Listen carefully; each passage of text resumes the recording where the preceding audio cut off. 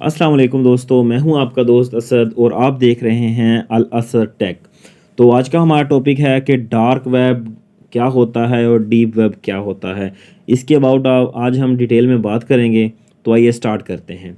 सबसे पहला जो सवाल आता है वो ये है कि डार्क वेब या डीप वेब को जो असेस करना है वो लीगल है या अनलीगल।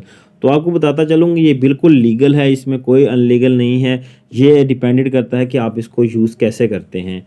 तो आइए स्टार्ट करते हैं। सबसे पहले हम बात कर लेते हैं कि इस साइज़ की और इसकी कैपेबिलिटी की। तो मैं बताता चलूँ कि हमारा जो इंटरनेट है जिसको जो आम लोगों के लिए कुल दुनिया इंटरनेट वही है, यानी कि फेसबुक हो गया, व्हाट्सएप हो गया, गूगल हो गया, यूट्यूब हो गया, यानी कि जो भी एप्लीकेशन हमारे मामूली एंड्रॉयड पे यानी कि आमतौर पे एंड्रॉयड पे हम चलाते हैं वो सिर्फ इंटरनेट का 4% है। जी हाँ, 4% सिर्फ वो नेट है जो हम रेगुलर यूज़ करते हैं। बाकी जो है 96% उसका हमें पता ही नहीं है। तो आज हमने उसकी बात करनी है। आम लोग जो कहते हैं कि शायद डार्क वेब और डीप वेब एक ही होता है, तो नहीं, ये बिल्कुल गलत है। डीप वेब अलग चीज़ है और डार्क वेब अलग चीज़ है।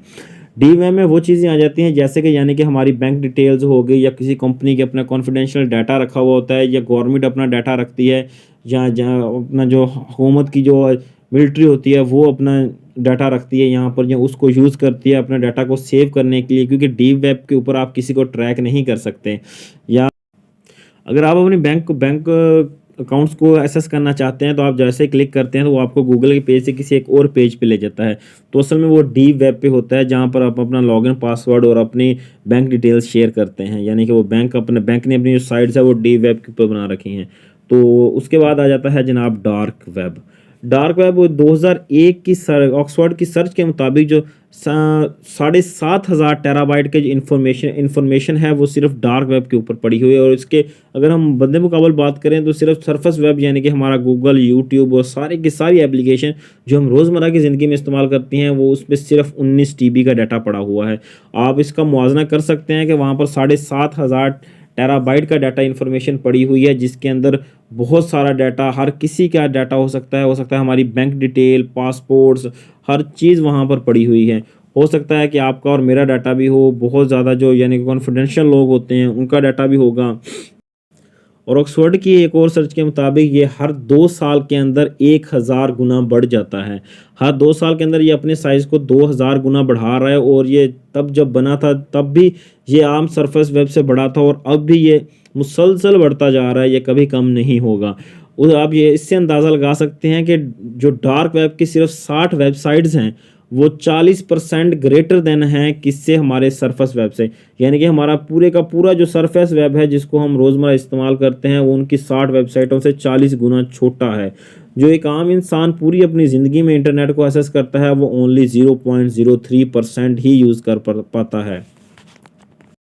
इंटरनेट की दुनिया का अंडरवर्ल्ड जो है वो डार्क वेब है। आपको यहाँ पर हर तरह के fake passports, ID cards, bank details, credit card, debit card, guns, fake currencies, उसके बाद कॉन्ट्रैक्ट किलर्स, ड्रग्स, हैकर्स, आपको हर तरह का जो अनलीगल इंसान है वो आपको यहाँ पर मिल सकता है। यहाँ पर लोग जो हैं वो हायर करते हैं, हैकर्स को हायर करते हैं, और यूनिवर्सिटीज़ की डिग्रीज़ को अपने लिए मॉडिफाई करवा लेते हैं, और बहुत सा ऐसा अनलीगल काम जो लीगल तरीके से नहीं हो सकता यहाँ पर करते हैं। तो अब हम बात कर लेते हैं कि डार्क वेब की हिस्ट्री क्या है।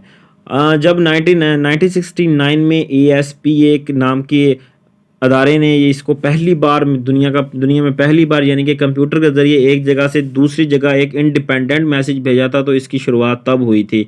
तो ये तब कोई हब नहीं थे, इंटरनेट हब नहीं थे जिसके अंदर से डाटा ने गुजर के दूसरी जगह पे होना था। ये direct router to router data को ट्रांसफ़र कर रही थी। और उसके बाद 1980s के अंदर भी इसको यूज़ करने लगा, लेकिन क्योंकि जब ये क्रिएट किया गया था तो ये सिर्फ ख़ास मिलिट्री के लोगों के लिए ही एस्टैब्लिश किया गया था। तो जैसे ही लोगों को इसका पता चला तो आहिस्ता-आहिस्ता इन लोगों ने इसको अनलीगल यूज़ करना शुरू कर दिया, क्योंकि कोई हब तो थी नहीं जो इसको ट्रैक कर सकते। उसके और जब 2000 के अंदर जेएम क्लार्क ने इन्वेंट किया द फ्री नेट प्रोजेक्ट, तो लोगों ने इसकी तरफ और ज़्यादा मुतवज्जह होना शुरू कर दिया। असल में फ्री नेट क्या चीज़ था? फ्री नेट प्रोजेक्ट एक ऐसी साइट और ऐसा ब्राउज़र था जिसके ज़रिए आप अपनी बिग फाइल्स का एक जगह से दूसरी जगह ट्रांसफ़र कर सकते हैं, और वो भी किसी आईपी यानी कि आप ट्रेस नहीं हो सकते थे ये। और ये शुरुआती दौर था किसका, टोरनेट का। टोरनेट पे हम मज़ीद बात करते हैं बाद में, लेकिन हम पहले इसको देख लेते हैं। तो जैसे ही लोगों को इसका पता चला तो लोगों ने इस पे अपनी जो अनलीगल एक्टिविटीज़ थी उसको बढ़ा दिया, क्योंकि इसको भी ट्रैक करना नामुमकिन था। इसमें जो पकड़े जाने का रिस्क था वो 0% था। तो लोगों ने इसको पायराइड मूवीज़ और ड्रग्स इस तरह की खरीदो फरोख्त के लिए यूज़ करना शुरू कर दिया। उसके बाद दौर आ गया 2002 का। तो यूएस नेवी लेबॉर्ट्री ने इन्वेंट किया टोरनेट को। टोरनेट असल में एक ब्राउज़र था जो कि डार्क वेब को एक्सेस करने के लिए इस्तेमाल होता है। तो तब उन्होंने जो इसको क्रिएट किया था, तो उनका मकसद सिर्फ ये था कि जो इनके एजेंट्स जो हैं वो बाहर काम करते हैं, यानी कि किसी और मुल्कों में जासूसी करते हैं, तो उनके लिए बनाया गया था कि वो वहाँ से हमें अपना डाटा भेजें और वो ट्रैक ना हो सके, और ना ही गवर्नमेंट्स ये ट्रैक कर सकें कि डाटा जा कहाँ रहा है। क्योंकि आईपीज़ की जो लेयर्स होंगी और आईपी एक को क्रैक करते करते वो तब तक पता नहीं कितना आईपीज़ को चेंज कर चुका होगा। तो इसीलिए उसको बनाया गया कि अमेरिकन नेवी ने ही इसे बनाया था कि उसके खासम खास अफवाज इसको जो यूज़ कर सकें। लेकिन जैसे जैसे ये वायरल होता गया, लोगों को इसका पता चला, तो ऐसा ऐसा जो टेररिज्म ऑर्गेनाइजेशन थी उन्होंने इसको यूज़ करना शुरू कर दिया।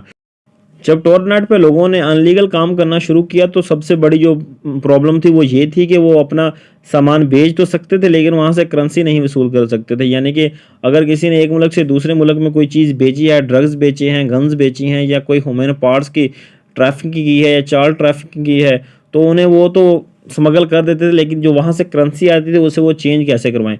तो ये प्रॉब्लम सॉल्व कर दी सकाताशा मोरा ने। तो उसने क्या किया, 2009 के अंदर इन बिटकॉइन को इन्वेंट कर दिया। जब बिटकॉइन इन्वेंट होगी तो ये असल में एक वर्चुअल मनी थी।